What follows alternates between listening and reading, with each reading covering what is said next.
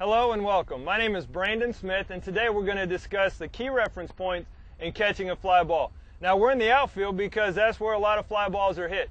However, the same techniques that we use in the outfield to catch a fly ball can be used in the infield. By knowing and applying these key reference points to your game or coaching, you'll be able to take your game or coaching to the next level. The first key reference point that I want to talk to you about in catching a fly ball is what we're going to identify as the break on the ball. And what I mean by a break on the ball is which way my body, which way my feet are going to take me. Most of the time when we break on the ball, we want that first step to be back.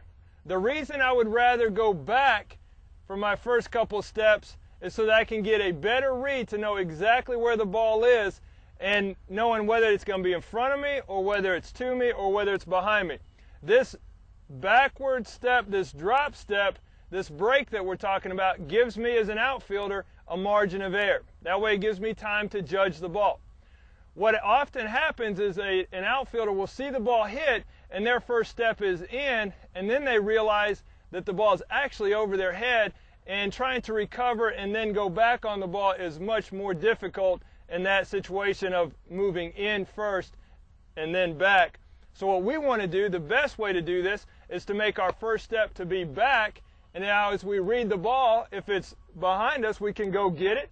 Or if we go back on the ball and we see the ball's in front of us, then we move much faster in on the ball than we would going back. So that's going to be our first key reference point, is the direction of our break. We know that our first step is going to be back on the majority of fly balls. What I want to talk to you about now is our drop step. As soon as the ball is hit, if it's hit over my left shoulder, my drop step is going to be with my left foot. I'm going to go from my ready position in the outfield, which is the same as what we get in the infield. All right, so I'm from my ready position, and then I'm going to drop step with my left foot when the ball is hit over my left shoulder or to my left side. Now the same is true on the ball to the right. Rather than stepping with my left foot, I'm going to open up with my right foot. So whichever side of my body the ball is hit to, that's going to be the step that I'm going to use, or the foot that I'm going to use to make this drop step. Again, over my left shoulder, I'm going to drop step with my left foot and go get the ball. And on balls hit over my right shoulder, I'm going to drop step with my right foot and go get the ball. Now that we've gotten to the ball, I want to discuss to you this next reference point of where the hands are going to be as we catch the ball. It's much easier to catch the ball above my line of sight. I want to have the ball above my eyes when I catch it. So when I get my hands up to catch the ball, my glove is above my eyes. You'll see players from time to time catch the ball below their eyes, but as the ball passes through this line of sight, it's much more difficult to keep their eye on the ball as it goes into the glove. By maintaining this line of sight above my eyes, then I can watch the ball all the way into the glove. Another thing about having the glove up above your eyes, we want to point out that if you can get it to the right or your throwing shoulder side, that's going to make it much easier in taking the ball out to make a throw. So we want to keep it above our line of sight so we can see the ball into the glove, and we want to try to get in a position where the glove is on our throwing shoulder side to make it easier for when we've got to throw the ball into the infield quickly.